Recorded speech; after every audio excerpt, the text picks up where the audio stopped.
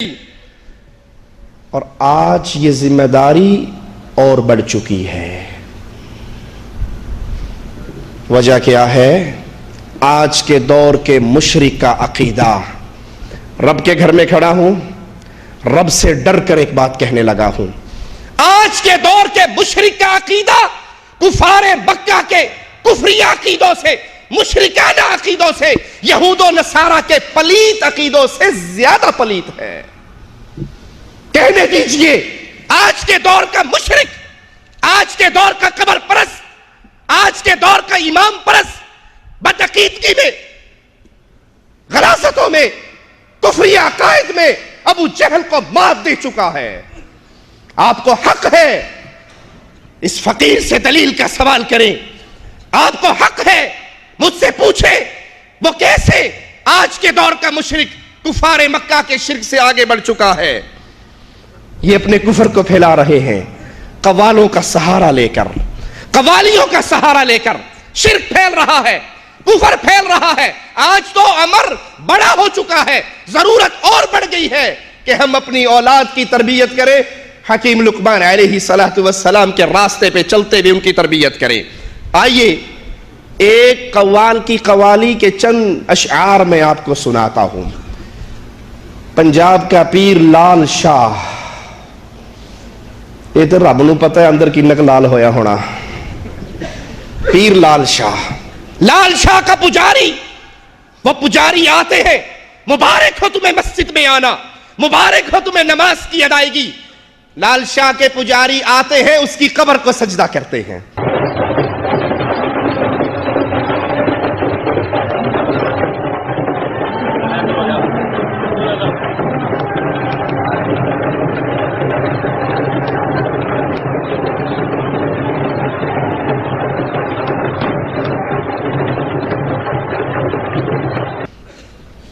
قبر کے سامنے ماتھا اور ناک رگڑتے ہیں۔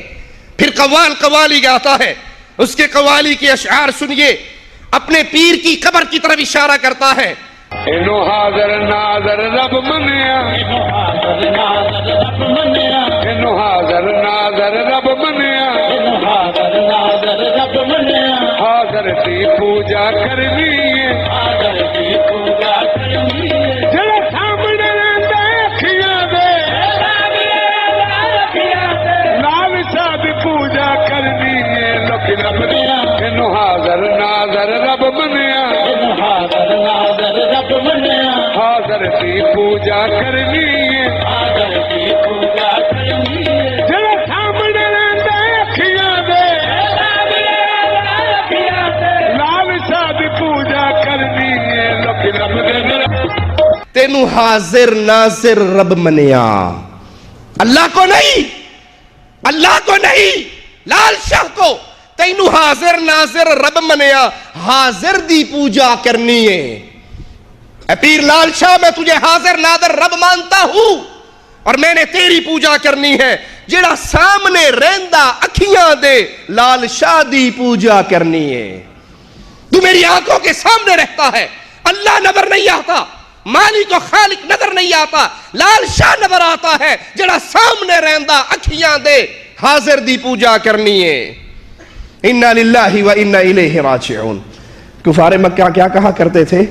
ما نعبدہم الا لیقربونا الی اللہ زلفا۔ اس کے پاس آ کر سجدہ رکوع کی کیفیت، عبادت کی کیفیت، نظر و نیاز کے طریقے کیوں اپناتے ہیں؟ اس لیے کہ یہ ہمیں اللہ کے قریب کر دیں گے، پوجا ہم نے حقیقت میں اللہ کی کرنی ہے۔ یہ تو وسیلہ ہے، ساڑی سندا کوئی نہیں، اینا دی موڑدا کوئی نہیں، ساڑی اینا دے اگے، اینا دی او دے اگے۔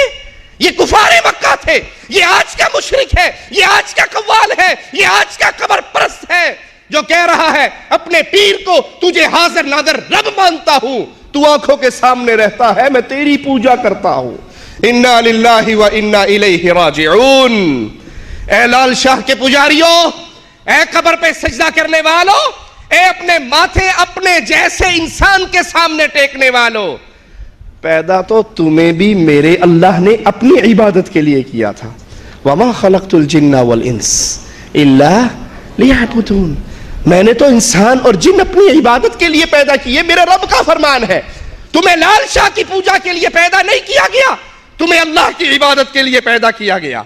دوسرا شعر اسی ظالم کا سنیے، کہتا ہے او رب کا دے جدا تھا کوئی نہیں، او رب کا دے جدا تھا کوئی نہیں، بے صورت ہے تے نشان کوئی نہیں، بے صورت ہے تے نشان کوئی نہیں، اینو ظاہر باطن دیکھ لیا، اینو ظاہر باطن دیکھ لیا، ظاہر دی پوجا کرنی ہے، لوک رب دل رب کا دل، او رب کاندا جدا تھا کوئی نہیں، انا للہ و انا الیہ راجعون۔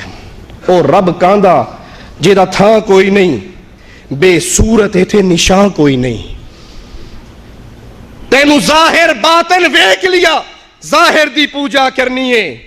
وہ رب کیسا ہے جس کا مقام نہیں ہے، جو بے صورت ہے، بے نشان ہے، اس کی پوجا نہیں کرنی۔ لال شاہ تجھے اندر باہر سے جانتا ہوں، میں نے تیری پوجا کرنی ہے۔ انا للہ و انا الیہ راجعون۔ اے ظالمو، اگر تم نے قوالیوں کو چھوڑ کر میرے رب کا کلام پڑھا ہوتا، تمہیں پتہ لگ جاتا میرے رب کا مقام اور شان اور عزت کیا ہے۔ قرآن تو تمہارے ہاتھوں میں آتا نہیں، تمہارے ہاتھ میں تو سرنگیے ہیں، باجے ہیں، چمٹے ہیں، ڈھول ہیں، جو کل کنجروں کے ہاتھ میں ہوا کرتے تھے، آج وہ ملا کے ہاتھ میں ہے۔ آئیے میں تمہیں بتاؤں، اہل توحید کا ادنا سا خادم، رب کی وحدانیت کے عقیدے کا ادنا سا خادم ہم بتاتے ہیں، ہم سے سنو۔ کچھ ہم سے سنا ہوتا، کچھ ہم سے کہا ہوتا، نہ ہم سے سنا تم نے، نہ ہم سے کہا تم نے۔ آئیے اللہ کا کلام سنیے، مالک کا مقام۔ مالک فرماتا ہے، سورہ طٰہٰ ہے، آیت نمبر 5 ہے، الرحمن علی العرش استویٰ، رحمان اپنے عرش پہ ہے۔ میرے رب کو بے مقام اور لا مکان کہنے والوں، رحمان اپنے عرش پہ قائم ہے۔ لہو ما فی السماوات وما فی الارض وما بینہما وما تحت الثری۔ آسمان اس کا ہے، زمین اس کی ہے، آسمان اور زمین کے درمیان سب کچھ اس کا ہے، زمین کی تہوں کے اندر جو کچھ ہے اس کا مالک اللہ ہے۔ تم کہتے ہو رب کی نشانیاں نہیں ہیں؟ کبھی مورنی کے انڈے کے اندر فاختہ پیدا ہوئی؟ کبھی فاختہ کے انڈے کے اندر بطخ پیدا ہوئی؟ کبھی تیری بیگم کے پیٹ کے اندر جانور کا بچہ بنا؟ یہ کون ہے جو مورنی کے انڈے میں مورنی کا بچہ پیدا کر رہا ہے، کوے کے انڈے میں کوے کا بچہ، ماں کے پیٹ میں عورت کے انسان کا بچہ، جانور کی پیٹ میں جانور کا بچہ؟ ابھی بھی کہتے ہو رب کی نشانیاں نہیں نظر آتی؟ کون ہے جس نے تیری بازو میں یہ جوڑ پیدا کیا ہے؟ کون ہے جس نے تجھے 2 آنکھیں دی ہے؟ کون ہے جس نے تجھے کان دیے ہیں؟ کون ہے جس نے تجھے ماں کے پیٹ میں رزق دیا ہے؟ تمہاری اپنی لاش، تمہارا اپنا وجود رب کی نشانیاں بول بول کر سنا رہا ہے۔ اللہ کے لیے ہے زمین و آسمان اور جو کچھ اس کے درمیان ہے اور جو زمین کے نیچے ہے، اس کی قدرتیں، اس کا کنٹرول کیسا ہے؟ وَإِن تَجْهَرْ بِالْقَوْلِ فَإِنَّهُ يَعْلَمُ السِّرَّ وَأَخْفَى۔ تم اونچی بات کرو تو وہ ہر ایک پوشیدہ سے پوشیدہ تر بات کو بھی اللہ جانتا ہے۔ اللہ لا الہ الا ہو، لال شاہ معبود نہیں ہے، یہ قبر میں دفن ہونے والا مردہ جو اپنی طہارت نہ کر سکا تھا، کفن نہ پہن سکا تھا، قبر کی طرف چل کے جا نہ سکا تھا، قبر کی اندھیریوں میں اتر نہ سکا تھا، 4 کندھوں کا محتاج یہ مردہ ہے، فقیر ہے، کلاش ہے، محتاج ہے، یہ عبادت کے لائق نہیں ہے۔ کون ہے عبادت کے لائق؟ لا الہ الا ہو، وہ اللہ ہے، معبود برحق، اس کے علاوہ جس کی پوجا کی جائے گی وہ معبود باطل قرار